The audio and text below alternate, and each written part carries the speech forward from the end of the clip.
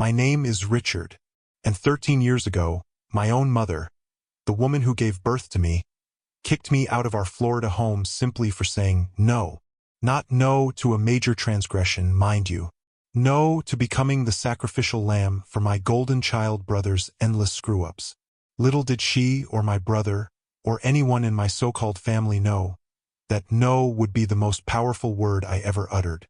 It was the word that set me free, the word that forged my empire, and the word that, over a decade later, would lead to me stepping off my own private jet, watching their faces contort from smug superiority to ghostly white. They never saw it coming. If you've ever felt like the black sheep, the overlooked one, or the person constantly cleaning up someone else's mess, hit that like button. Let me know in the comments if you believe that sometimes walking away is the only way to truly find yourself. Growing up in sunny Florida, our house was perpetually bathed in sunshine, but for me, it always felt shadowed. My older brother, Mark, was the sun around which our family orbited. He was the athlete, the charming one, the one who could do no wrong, or rather, the one whose wrongs were always magically transformed into heroic struggles. And I was simply Richard, the quiet one, the studious one, the one who preferred books to baseball and coding to social gatherings. From an early age, I learned my place. Mark's shadow. I remember my 8th birthday. Mark, then 10, had just won a local junior baseball championship. My parents, bursting with pride, threw him a huge party, complete with a custom-made baseball cake and all his teammates. My birthday, just 3 weeks later, was a modest affair. A small, store-bought cake and a single gift, a generic set of building blocks. I still recall the sting when my mom, distracted by Mark recounting his winning hit, simply said, "Oh, honey, don't you love them?" Mark picked them out. He hadn't. He'd probably grabbed the first thing he saw. It wasn't about the gift itself. It was the casual dismissal, the unspoken message that my milestones simply didn't measure up to Mark's triumphs. This pattern continued relentlessly. Mark crashed the family car. Boys will be boys. He's just got so much spirit. I got a scholarship offer to a prestigious tech academy. That's nice, Richard. Just don't forget your chores.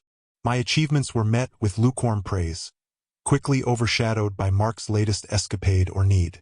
He was constantly bailing out of trouble, be it academic probation, minor legal skirmishes, or significant financial debts he accumulated from ill-fated business ventures that were little more than get-rich-quick schemes. My parents, especially my mom, always stepped in, seeing it as their duty to protect their sensitive boy, their true potential. I longed for their approval, for just a sliver of the attention and affection showered upon Mark. I tried to impress them, bringing home perfect report cards, winning science fairs, even attempting to feign interest in sports. But it was always met with a vague nod, a dismissive "that's good, dear," before the conversation inevitably circled back to Mark's latest drama. I felt invisible, a phantom in my own home, my accomplishments reduced to footnotes in the grand narrative of Mark's life. This constant emotional starvation hardened something inside me. It built a quiet resolve, a burning desire to prove my worth not to them, but to myself. I started dreaming of a life where I wasn't defined by their neglect, where my success was solely my own. The inciting incident, the last straw that finally broke me, came during my senior year of high school. I had been accepted into a highly competitive computer science program at a university known for its cutting-edge tech innovation. It wasn't an Ivy League, but it was my dream, a place where I knew I could truly thrive. The tuition was substantial, but I had secured partial scholarships, and I was diligently saving from my part-time job. Then, Mark, at 22, managed to rack up a staggering amount of credit card debt from another failed investment. This time, a dubious cryptocurrency scheme. The debt was so significant it threatened his credit and his ability to get a loan for a new car, which he desperately needed for his next big idea. One sweltering Florida afternoon, my parents called a family meeting. The air was thick with tension, not for Mark, of course, but for me. My mom, her voice dripping with faux concern, began, "Richard, you know how much we love both our boys, but Mark is in a real bind. This university, it's so expensive. And frankly, your scholarships just aren't enough. We've decided to use the money we saved for your tuition to help Mark with his debt. He really needs this clean slate. You're so smart, you can always go to a community college first, right? My stomach dropped. My dream, my hard-earned scholarships, all of it was being sacrificed, not for a genuine crisis, but for Mark's irresponsible gambling. My voice, usually quiet, trembled as I finally, for the first time, stood my ground. No, I said, my voice gaining strength. No, I've worked too hard for this. This is my future. Mark needs to face the consequences of his own actions. My mom's face contorted, not with understanding, but with pure fury. How dare you speak to us like that, Richard? After everything we've done for you, Mark is family. If you can't support your own brother, then frankly, you don't belong under this roof. The words hit me like a physical blow. Belong under this roof. It was the ultimate rejection. My father sat silently, eyes fixed on the floor, offering no defense. Tears welled in my eyes, not of sadness, but of a searing, indignant anger. Something inside me snapped. I looked at my mother, then at Mark, who was smirking, a triumphant glint in his eyes. Without another word, I stood up, walked to my room, packed a single duffel bag, and walked out. I was 18, and suddenly completely alone. Leaving that house was the hardest and most liberating thing I'd ever done. With barely any money and nowhere to go, I couch-surfed with a few sympathetic friends for a couple of weeks, working double shifts at a local diner. The sting of my family's betrayal fueled me. I wouldn't just survive. I would thrive. I wouldn't go to a community college. I would prove them spectacularly wrong. My break came through sheer grit and a stroke of luck. One of the diner regulars, an older gentleman named Mr. Henderson, noticed me diligently studying a programming textbook during my breaks. He was a retired software engineer, a quiet genius who saw something in me. He offered me a small, dilapidated room above his garage in exchange for helping him with some odd jobs and, more importantly, offered to mentor me. Mr. Henderson became my lifeline, my first true ally. He taught me advanced coding concepts, shared his insights into the tech industry, and, most importantly, showed me what unconditional support felt like. He was the father figure my own had never been. I enrolled in online courses, devouring every bit of information I could. I coded late into the night, fueled by instant coffee and a burning desire for independence. My chosen family grew. There was Lena, a fellow student I met online, who shared my passion for innovation and later became my co-founder. We spent countless hours brainstorming, debugging, and building. She was the sister I never had, always believing in my vision even when I doubted myself. And then there was Daniel, a marketing whiz I connected with through a freelance project. He had an uncanny ability to turn complex tech into relatable concepts. Together, we were a formidable team. Our journey wasn't easy. There were countless rejections, failed prototypes, and moments of despair. I remember one particularly brutal stretch where Lena and I were living on ramen noodles, our server costs draining our meager savings. My car, a beat-up hand-me-down from Mr. Henderson, broke down more often than it ran. But every setback only strengthened my resolve. I remembered my mom's dismissive words, Mark's smug face, and the cold silence of my father. That pain transformed into fuel, igniting a relentless work ethic. As our small tech startup, Horizon Innovations, slowly began to gain traction, I'd occasionally get a call from my mom, not to check in on me, of course, but to ask about Mark. Richard, have you heard from Mark? He needs a new laptop for his e-commerce venture, and we just can't afford it right now. Or, your brother's car broke down again. He needs a ride to his interview. Can you help him out? They were oblivious, utterly blind to the long hours, the sacrifices, the burgeoning success I was building. My responses were always polite but firm. I'm busy, Mom. Mark needs to handle his own responsibilities. They simply couldn't fathom that I, the overlooked one, was no longer available for their emotional or financial exploitation. They thought I was still struggling, still the easily manipulated boy they discarded. One particularly galling conversation stands out. I had just closed our first significant funding round, a multi-million-dollar investment that validated years of sleepless nights. My mom called, her voice tinged with a familiar condescension.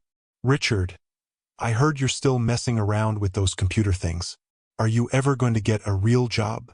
Mark's looking into a management position at a prestigious company, you know. He's really going places." I simply smiled into the phone. "Yeah, Mom, going places." I didn't elaborate. The time for explanations was over. The time for them to see was coming. The plan, though still nascent, began to crystallize. It wouldn't be about vengeance, not really. It would be about truth. A public, undeniable truth. The annual Florida Tech Summit was the perfect stage. It was a prestigious event, drawing investors, innovators, and media from across the state. Horizon Innovations, after years of relentless work and groundbreaking advancements in AI-driven logistics, was finally the keynote speaker. This wasn't just a business opportunity. It was my moment. A public platform to stand tall, not just as a successful entrepreneur, but as the son who had been dismissed, now undeniable. My parents, shockingly, were there. Mark, of course, had somehow managed to get them tickets, probably hoping to network or, more likely, looking for someone else to leech off.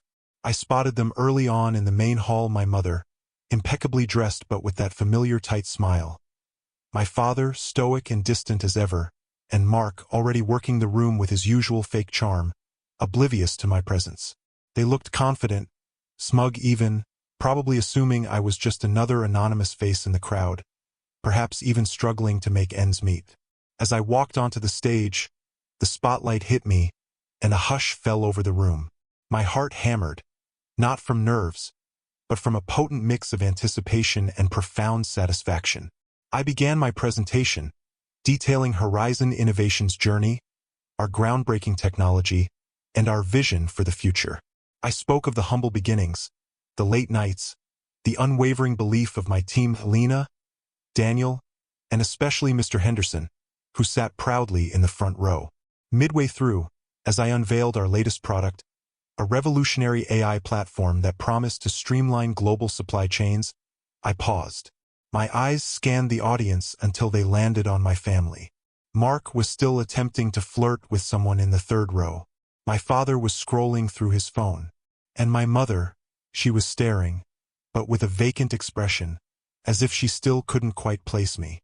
Then, the CEO of Global Logistics Incorporated, a multi-billion-dollar corporation we had just partnered with, walked onto the stage to officially announce our collaboration.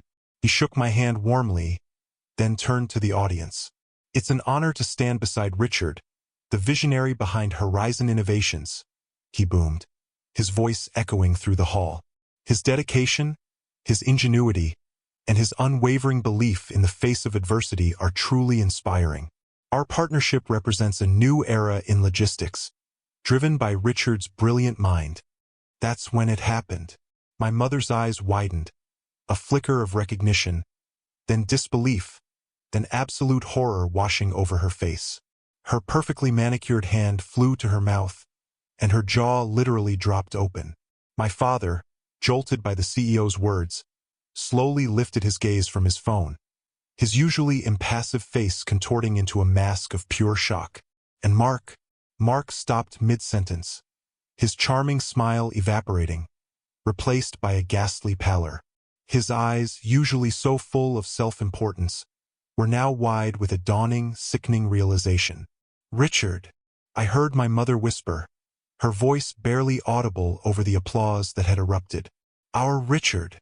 The CEO continued, "We at Global Logistics are so proud to announce that we've not only entered into a multi-year exclusive contract with Horizon Innovations, but we've also acquired a significant stake in the company. Richard, as part of this deal, will be joining our board of directors, overseeing our entire AI division." That was the final blow. My mother's face drained of all color, turning a ghostly white. Her eyes darted from me on stage to Mark, then back again, as if searching for a logical explanation that simply didn't exist.